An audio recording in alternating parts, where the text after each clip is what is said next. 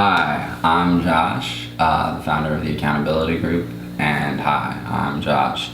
I am vigilantly battling the diseases of addiction and mental health.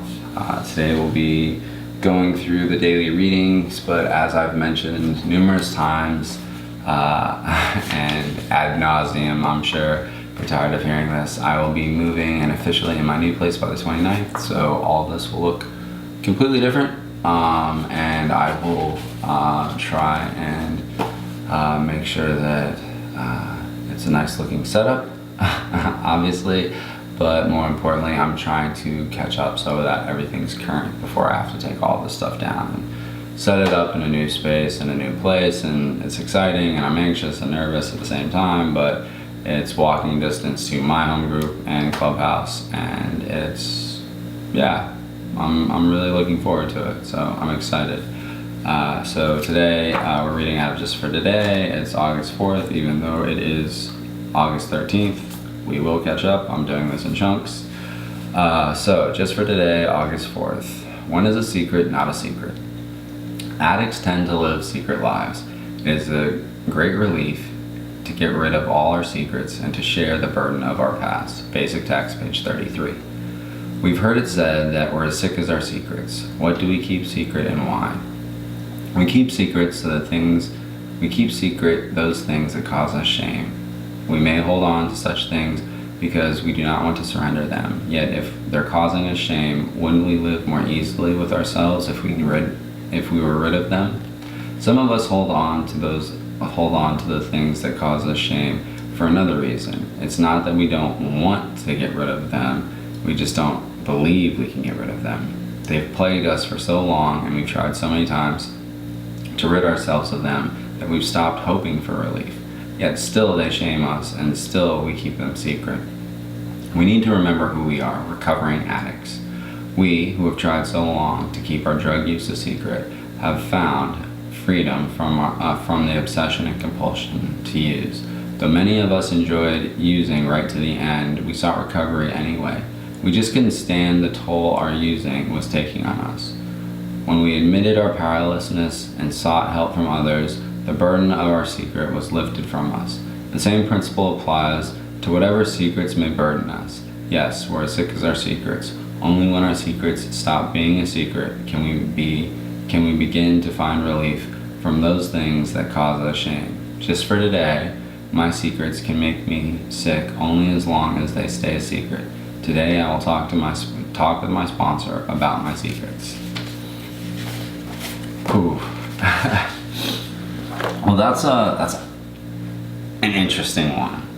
Obviously jumping over the experience because I've earned this seat, much like many of you who may be viewing this video right now. But my strength, and also kind of my weakness, so I guess I'm kind of talking about my experience, is that I came out as an addict when I was 20, which is a double-edged sword. Because complete and brutal honesty and always telling the truth so that the fish doesn't get bigger and bigger and bigger allowed me to be able to tell people stupid things like, well, hey, I told you I'm an addict, what'd you expect? Like, just crazy stuff, like, you know, it's insidious, it's insanity, jaywalkers, like, I'm just crazy. It's just absolute nonsense. In other ways, in sobriety, it's wildly helpful because I don't have to juggle anything. Like, it doesn't matter which group of people I'm talking about. Sometimes it'll just be like, Josh, you already told me that story. Like this week, it's happened with like 5 or 6 different people where they're like, you just told me that 2 days ago. Or like, you just told me that this morning. And I'm just like, oh, really? Well, at least you know I'm not lying. But yeah, that one is always, that's a weird one for me. And I talked to my sponsor about all sorts of stuff. So we talked around 7 this morning, like we always do. I'll talk to my grant sponsor and my sponsor later today as well and work on some of the homework that was given to me, and I don't mean just like the 12-step homework that people usually do. I'm talking about like, were these people like professors or teachers in their past? Because they are giving me like homework. And this is the umpteenth time that I've gone through the big book in the 12 and 12 and worked the steps. So even my sponsor is reworking the steps for the umpteenth time with our grand sponsor, because it's like reading a book when you're a kid and then reading a book when you're an adult, and like so many things like resonate with you that didn't when you were younger. Or another example is like when you see a movie for the first time, you really enjoyed it, so then you end up seeing it again, and there's like all these things that you missed, that you didn't pick up on, they didn't resonate with you. That's kind of how this has been like working out for me. So my biggest hope for you is really, just it's true, we are really only as sick as our secrets. I would not recommend, although it's not my place to give advice, I personally, if I could go back in time, I probably wouldn't have been that much of, and I'm glad I put this on parental advisory, like no kids to watch. I would have gone back to my future self who had a massive ego and was a giant asshole. I would have told him, don't just be like, oh, well, I told you I was an alcoholic, or I was using or doing this, that, X, Y, and Z, or the other thing. So what'd you expect? I'd be like, share your secrets with the various fellowships that you should be a member of and ask for help, instead of willing to roll the dice, to stand at the precipice of the abyss and look into the darkness and have it look back at you, to gamble with my life. I did that numerous times. So that's kind of what I would hope for anyone watching this, and for everyone who isn't watching this but does struggle and suffer in silence, and those who are with us today and those who have passed, unfortunately, that we've learned that lesson, that we are only as sick as our secrets. So please share those, whether it's with members of the fellowship or your sponsor, or your close family and friends. It lightens you, like you feel unburdened.